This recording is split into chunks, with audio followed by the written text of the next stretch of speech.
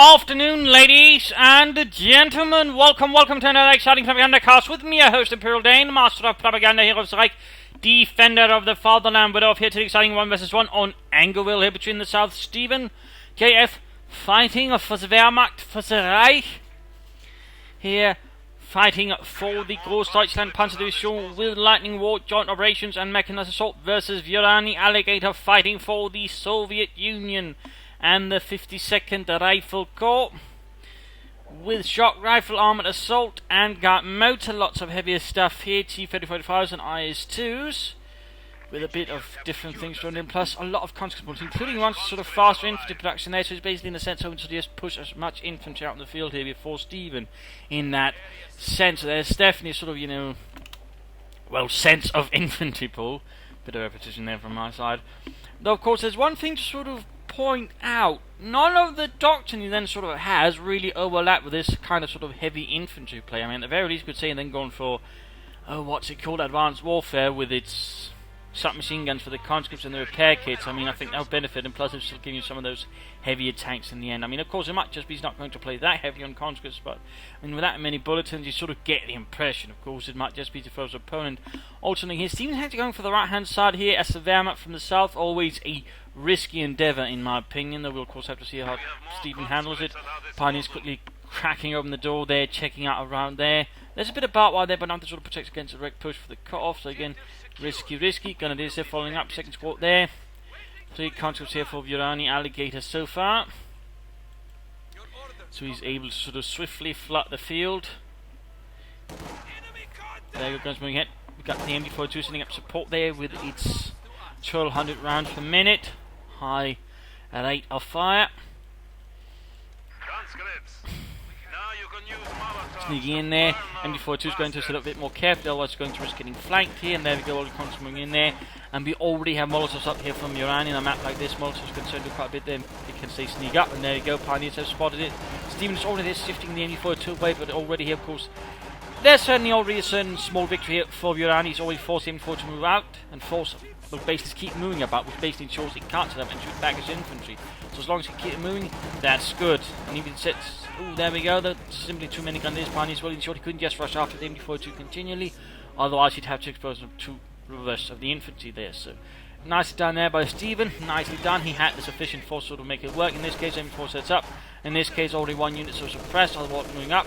He might just be able to pop Molotov there, though it's going to be rather close, and even then there's going to be a lot of Grenadiers. We could see a wipe already here for Wyorani. Didn't get the Molotov off there. Wyorani basically pushes like a bit too far there versus Stephenn. Hoped the Molotov would basically turn the time instead, though. He was basically relying on the unit, which already taken quite a bit of damage there to sort of do the job, and instead Stephenn focuses down swiftly and smartly, basically wiping out, ensuring that overall this engagement didn't turn out too well there. I mean, he's still grabbing a lot of territory elsewhere, getting resources, getting a lot of fuel there over Stephenn, so I mean, it's not all bad there for Wyorani, but of course the question is how long can he actually maintain this kind of pressure with that kind of heavy losses within the first few moments of the match.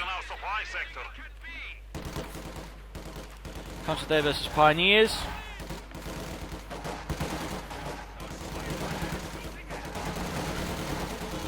And there we go, pushed away. Losses they inflicted, engineers moving about, so 3 conscripts, 2 engineers, flamethrower on the way for some of them. Which was another one without any support to help there on the left side. Will there be any sort of early building here from Stephenn, any support from Company, or say a Special Rifle Command? We do have a doctrine of choice here from it is shock rifles, shock troopers thusly available here.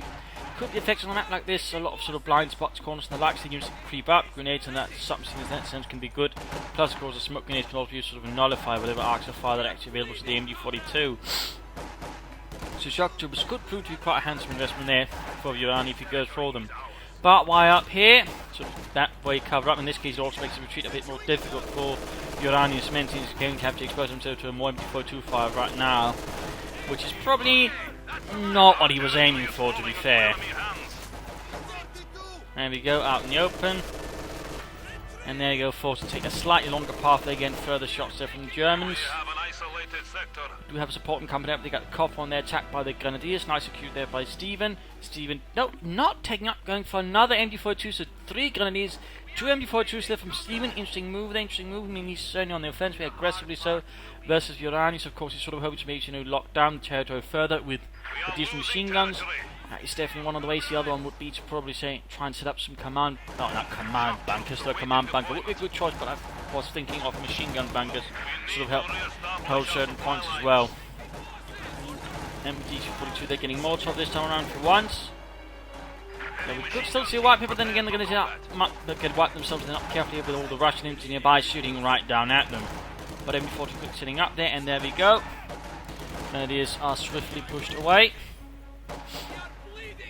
And we've got S-mines on the middle road. They're laying down a bunch of these Sprengminen. Still known jumping mines. And they're going to get his flanking with a flamethrower. We got another MD42. They're getting caught out in the open by the MD flamethrower team. Going to get past it there before it can fire and thusly force the way as well here.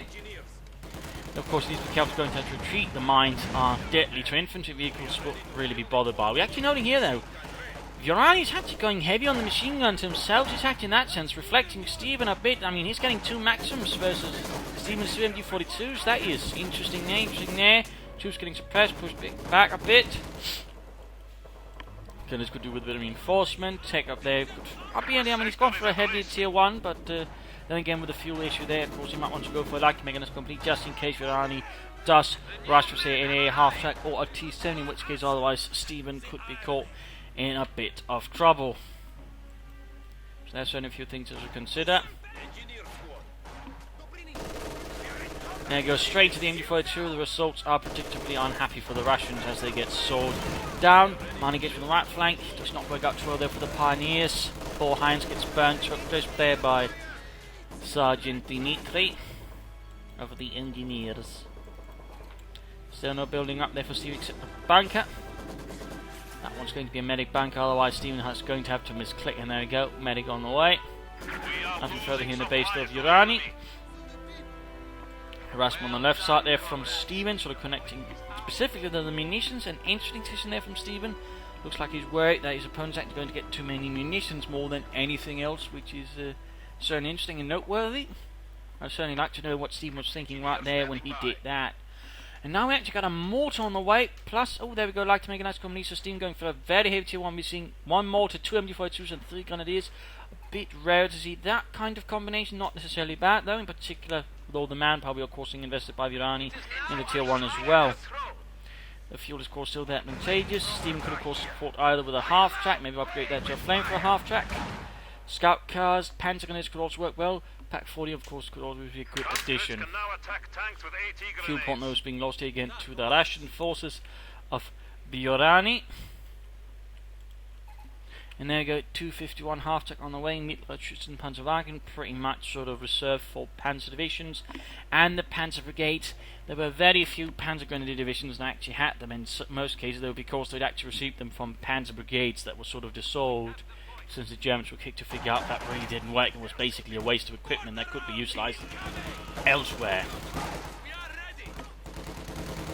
So, little fun fact there, and even then, most Panzer divisions would only have, say, 1 battalion's worth of half-tracks, the rest would have been truck-borne. There you go, constantly caught a pretty bad position. I'm not entirely sure why Wyorani keeps doing that. He seems a bit risky there, considering the barbed wire is blocking off any easy retreat path there, and ooh, yep. There we go, entire unit there wiped. S-mines there, definitely coming off quite solid there for Stephenn. I imagine that was why they were set up there, partly to call off retreat paths, and S-mines on retreat paths are devilishly effective. There you go, half-track supporting advance here for Stephenn. Oh, Lord, he's using it to transport infantry, and that's actually surprisingly rare. Most people don't bother with that at all. But there he goes, Stephenn going for it. Looks like going to try and flank around the Maxim here, popping up 2 grenadier squads in the process. Nicely done there. We've got 2 conscripts nearby with anti-tank grenades. That could go a bit wrong. They need to pull back the half track. Instead, he's going to get closer here. Oh dear, of course, he's intending it to basically sort of take the damage there. But rifle grenades going off there. Maxim wiped.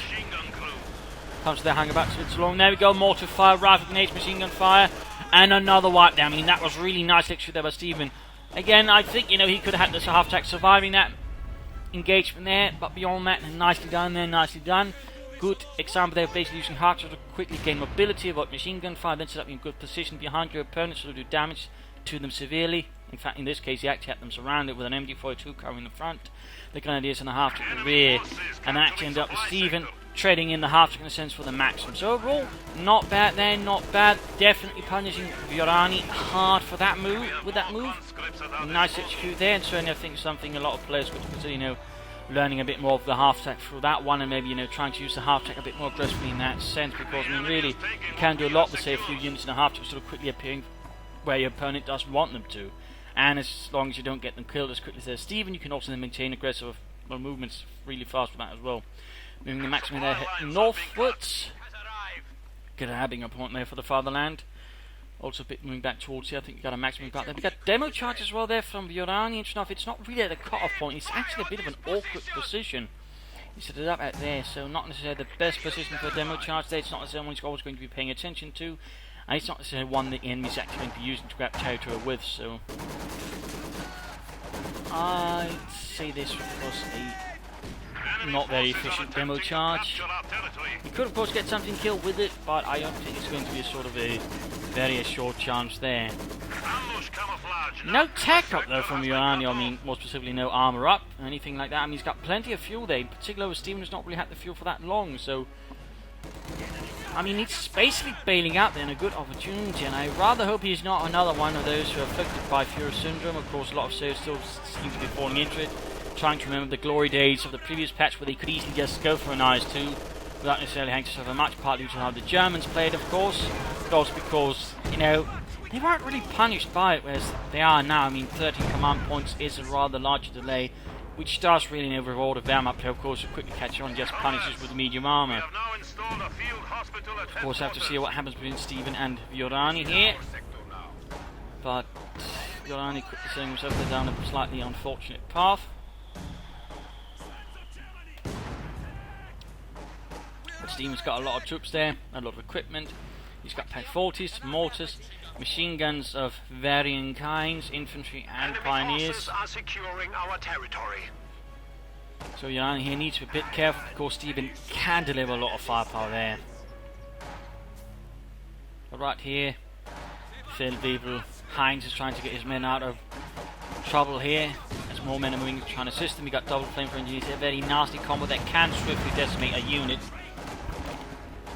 if you are not careful. And there we go, one grenadier fall. In this case, the engineers were out in the open, exposed to double grenadiers, and the losses were, in this case, not quite fast enough for the engineers to sort of make it through that one.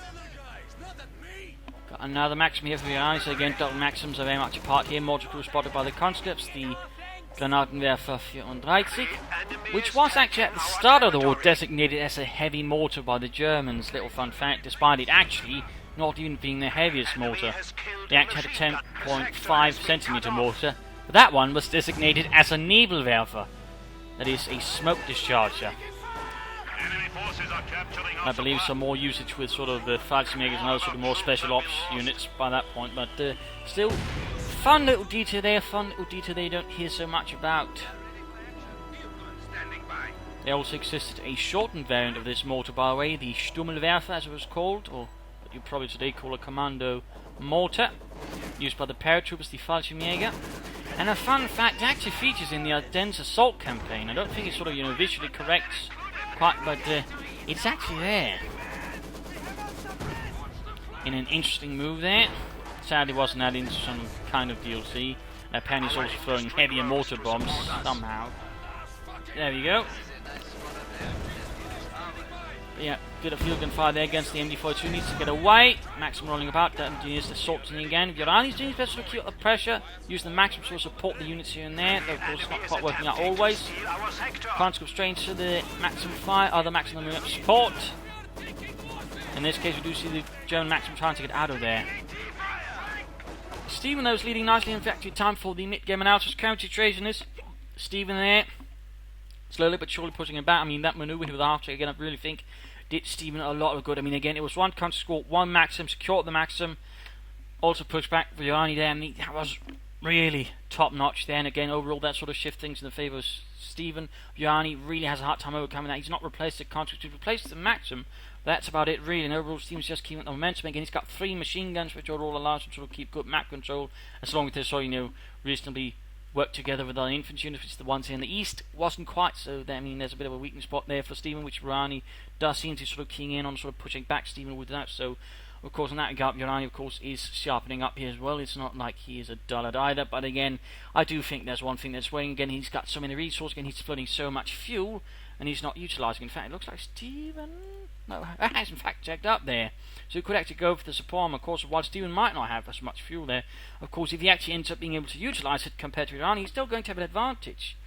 I mean, resources that are just floated are basically inert. They might as well not be there. I mean, what essentially matters to a certain extent are the resources you have on the battlefield, all the manpower, all the fuel, all the munitions. And if you're just floating it all on the bank, then all the resources you have on the field, which won't then be as quite as much there to an opponent compared to an opponent who doesn't float, I mean, you're going to get crushed. And then when you finally put in your resources, all the ones you floated, I mean, it'll still be less than what your opponent has, probably, and then still get crushed. So, I mean, there's a little thing there. In that sense, the amount of pressure then Stephenn can then add, not just for manpower, but also fuel, will be much greater than Wyorani when he finally is able to call in a heavy tank. So right now, what Wyorani needs to do is basically stop mucking about, tech up. I mean, right now, if we had to go for some T-70s, a half-tech, and try and rush for a T-34-76, he'd be able to sort of really do a lot of damage to Stephenn, also minimise the sort of effect here the Stephenn would be able to capitalise on with a support armor core, maybe a flak Panzer or a Panzer IV or a Stug if Stephenn feels like that. But right now, I mean, Wyorani is very much setting up himself up as another case of Führer syndrome, just playing for the big tanks, and in that sense, he's handing over further initiative to Stephenn, and also denying him the chances of basically swinging the momentum back in his favour. So I mean, right now, I mean, just trying to hold out for the IS-2 or KV-8 strikes me as folly, if anything, there by Wyorani Alligator. So he really needs to sort of build up again. He's got the fuels. There's not really much of an excuse there by Wyorani. Not really much of an excuse in my opinion. So there you go. He could also consider some mines here and there, so maybe try and slow down Stephenn a bit there. But, try and push out on the right side, trying to catch some of these support weapons. If he can grab the mortar and maybe the Maxim back again. I mean, that could give Wyorani more chance of stalling Stephenn and sort of buying himself more time for whatever he wants. But really, stop mucking about. Stephenn, get out some armour. He's flooding a bit too much manpower. Fuel caches could be sort of one option. Fuel caches, munitions caches. Get some Panzer grenades. That would certainly help further versus the infantry support weapons. In theory, he could also flow in a half-track later on. But right now, support armour core and get out some armour to sort of counter Wyorani. Doctrine also there needs to be available. And again, I mean, we know Stephenn has a tendency to just sort of really waiting before choosing a doctrine. That didn't just seem to be Stephenn's playstyle. When it comes to that, not something I recommend, but ultimately, some players just, have some kind of kink they always end up with, and of course that's that. And in Stephenn's case, besides, slightly more unorthodox plays, not say right wings unorthodox, but still unorthodox, he also tends to just, really waiting around there before making a choice in most cases. He's also fond of joint operations doctrine, by the way. He likes artillery and Pack 43s and such sort of working together, but I mean, overall, right now, he could benefit easily from any doctrine. Lightning all with its G43s, relief infantry, tactical movement, all that would be good. Artillery officer, Pack 43 howitzer would really do him good. And of course, I suppose mechanized assault with what they're also benefiting him. So, I mean, the essence is, really, he's got a lot of choices there. So he just needs to choose something and sort of go from there. But let's return to the fight here and see what happens next. Maximum being engaged there by the naughty conscripts, suppressed, mortar firing in there from the Granatenwerfer, trying to silence the advance of the communists.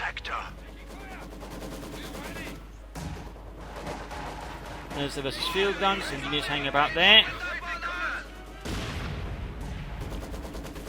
Incendiary artillery is now available. Next from there, pushed away. There goes. He managed to clear up the field gun, but not really grabbing it. Also, one thing to note about Wyorani, he's not gone for a single shock to a score, which is actually surprising considering the map here. It's one that sort of actually favours shock troopers to a certain extent, so it strikes me as a bit odd there. Morton needs to get away, and there you go. He actually called up the shock troopers, and now I do think you could have done that sooner, maybe had a bit better chance of doing some damage to his team, but there you go. Shock troopers and body armour. PPH-41s. Older model, by the way. Later models would have a stick magazine, not the barrel, which, while containing more munitions, had one slightly bigger flaw. You couldn't load it fully up, otherwise the magazine would basically slowly degrade due to the springs and so on. They couldn't handle it, so eventually it just went on to some more regular stick magazines. Amongst other things, I imagine weight might also have an effect on it because the barrel magazine's also bloody heavy. So stick magazine would also be a bit more wieldy, I guess. A few catch in a bit of trouble. Constantly they're pushed back.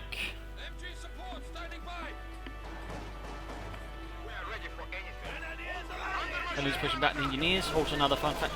Incendiary arm finishing round there. Good. Shots they're caught. Pushed back. Maxim joining in there.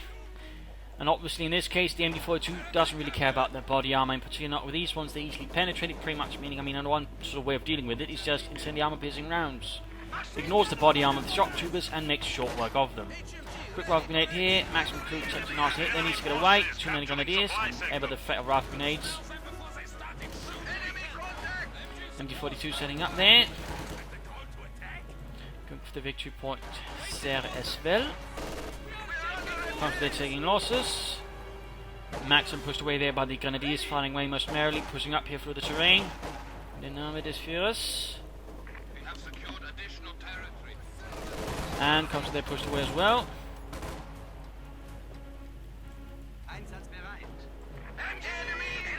Maxim is spotted.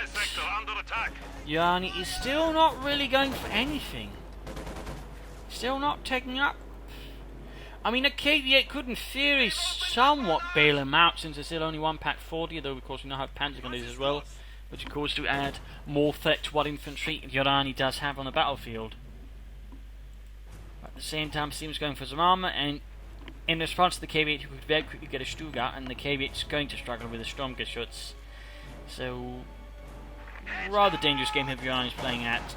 And I'm not quite sure why he's actually playing at it. If he's just sort of thinking he'll get away with it, or he's taking Stephenn lightly, or he just wants to. It's hard to say here. Of course, we are, of course, thankfully seeing increasing less players just try and aim here for the heavy tanks at the end, and even less German players. But still, some Serb players try to get away with it. And of course, it doesn't quite work as well as it once did. Thankfully, yes, it was getting increasingly dull to look at. I mean, in a sense, I don't mind it from time to time. They can sort of manage it skillfully and interestingly. I mean, the problem was most people, you just didn't do any of that. Shots are caught by the MD42. Sergei swiftly ended. Smoke grenade down there. Not bad, but can he get out there in time before the smoke clears up? And there you go, KV-8 heavy flamethrower tank available, and there we go, it arrives. It arrives. And Maxim they're holding up the Russian infantry. Of course, might get burned out here. It's a crisp. The engineers don't do it already. Mortify down there, and there we go. The dragon appears before Stephenn's forces. Maxim pushed away there. So now we might see a slight collapse of Stephenn's line. Here's the KV basically charges through, consuming Stephenn's front like a voracious predator.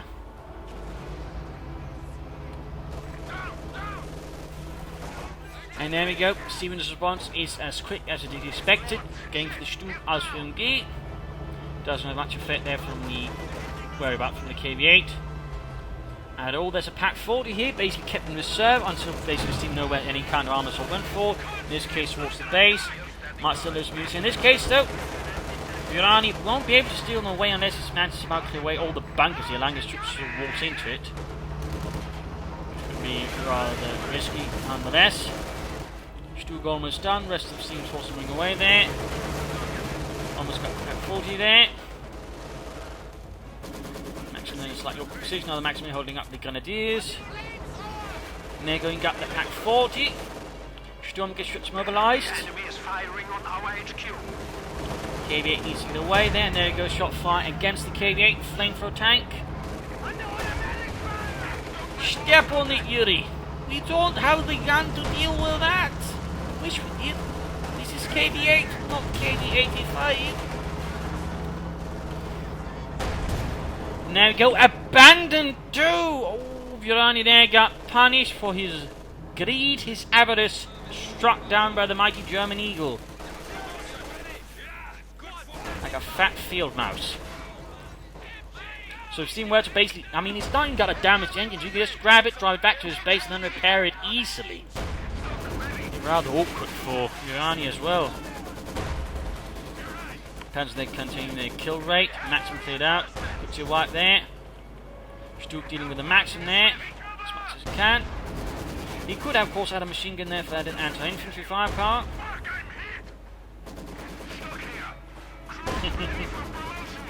Actually, I never noticed that particular bit of the description. Pencil machine gun offers some 1200 rounds per minute of extra protection. Yes.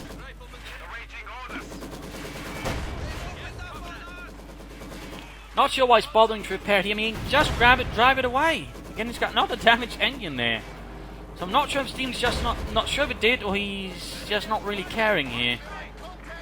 Now the contract to make a run for it, he'll actually sacrifice a contract there to grab it. The problem is, I don't think he can escape with the KV-8. He's just basically throwing it away to sort of ensure, you know, his opponent doesn't get the KV-8 no matter the cost here.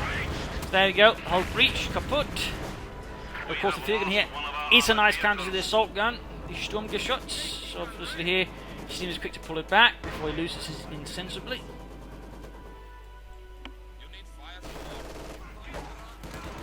But Wyorani is increasingly losing traction and losing grip on the battlefield.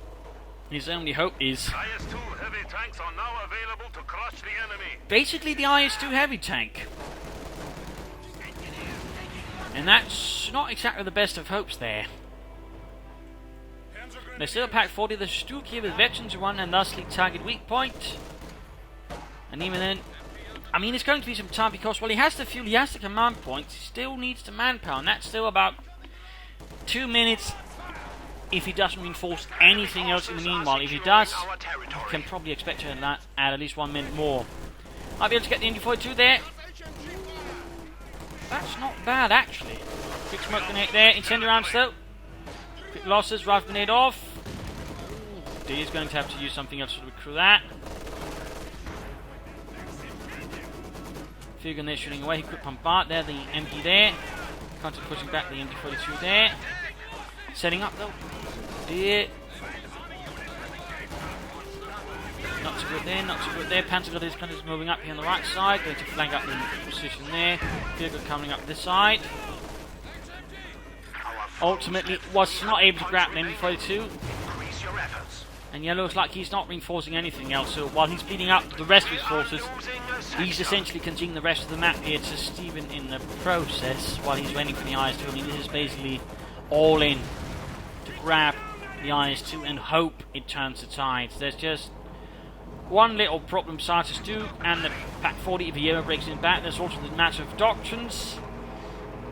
No matter what he chooses, he's going to have something that's going to be able to sort of deal, either completely wreck it easily, or at least help deal with it quite soundly. It's either going to get Pack 43 or a Tiger tank supported by a student, in which case the IS-2 is not going to exactly be singing Sippity Doodah. There you go, field gun fire there versus the Sturmgeschütz. Good hits there though, good hits. Almost got the assault gun, but Stephenn is quick to pull it back before it lights up. This territorial borders there between the two bases like a bonfire.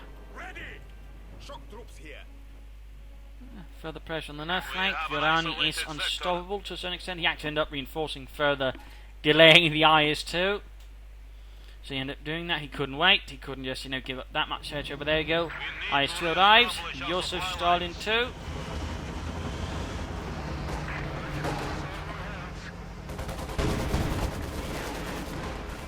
Few shots there. Panzerfaust. Ooh, nice charm there. Basically, what hit the rear armour. Very sharp there. Engineers about to get wiped out here by the Grenadiers. Unless the flamethrowers can turn the tide. And they did. They did. Also noting, pendulum up machine gun here for the Sturmgeschütz. Very good there. No pendulum machine gun on the other hand on the IS-2.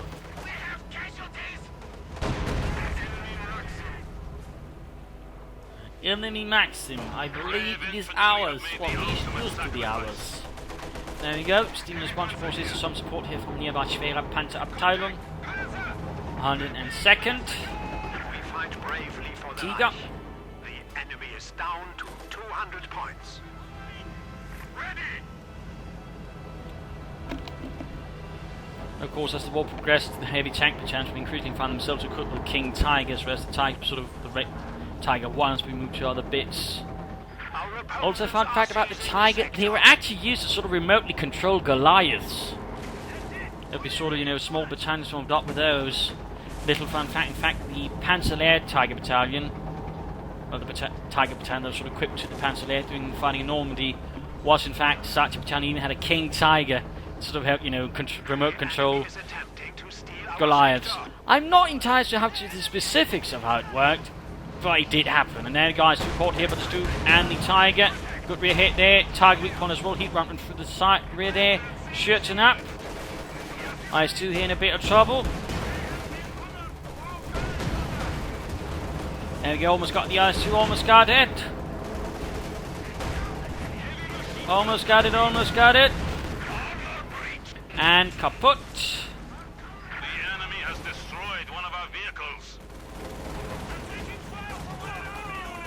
And engineers pushed back there by the Panzergrenadiere.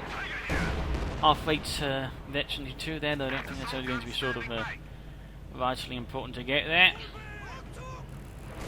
At this point, Wyorani Alligator's more or less like a ship stuck in the waters without a rudder, like the Bismarck.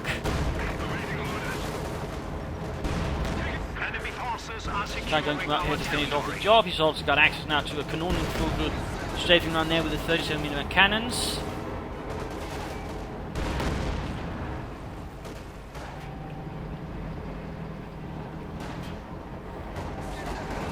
Fear guns trying to escape here. They're somewhat succeeding though, despite the close proximity of the Tiger.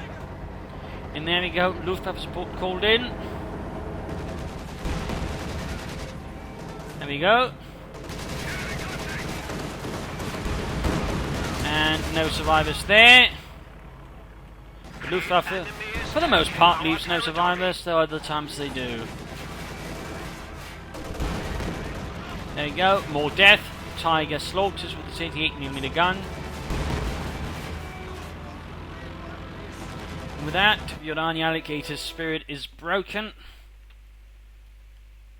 Like a easily broken thing. So, there we go. Sort of swift, brutal battle here between Stephenn and Wyorani. Wyorani sort of had a nice start, but again, this little maneuver really, you know, determined a lot. Again, you know, that's the effect of sort of some quick, swift, mobile elements. I mean, most people sort of just tend to approach this like a sledgehammer, you know, just trying to sort of swat away. I mean, most people just tend to ignore, you know, there's also some effect in just being able to deliver a potent strike quickly at the right place. That was basically the case of the half-track. Again, it wasn't like, you know, it's completely game over for them, but it gave Stephenn a noticeable advantage, particularly because then Wyorani did, which is, again, not go for armor, just trying to play it for heavy armor again, Führer syndrome. And that basically sort of crippled sort of Wyorani as the game went on, because he basically at that point conceded any chance of gaining momentum versus Stephenn at that point. I mean, the only way it could have worked if Stephenn suffered an aneurysm, got bitten by some poisonous animal from Australia, the house collapsed on him, or the power basically went out. You know, stuff that basically relies on complete utter luck. Or again, Stephenn just basically going retarded. So in that regard, you know, overall poor strategic thing, and again, I see some sort of players still trying to get away with it. So I mean, it's not just Wyorani, and it's lastly why I still sort of try to bring this up, because, you know, it doesn't quite make sense. It just doesn't quite make sense, and so it was handily punished by Stephenn. So, you know, try not to do it. And of course, if you're the Wehrmacht or someone else in this will know it, or play against an Axis player trying to, you know what to do. Just go for some medium armor and punch them in the face until, you know, they give up. So there you go. I hope you enjoyed this match. I hope you learned something from it. I hope it gave you ideas for your own matches. If you did, want to subscribe, tell your friends, share it with everyone. This is Imperial Deng. Cheers. Thank you for watching, and see you all tomorrow. Bye.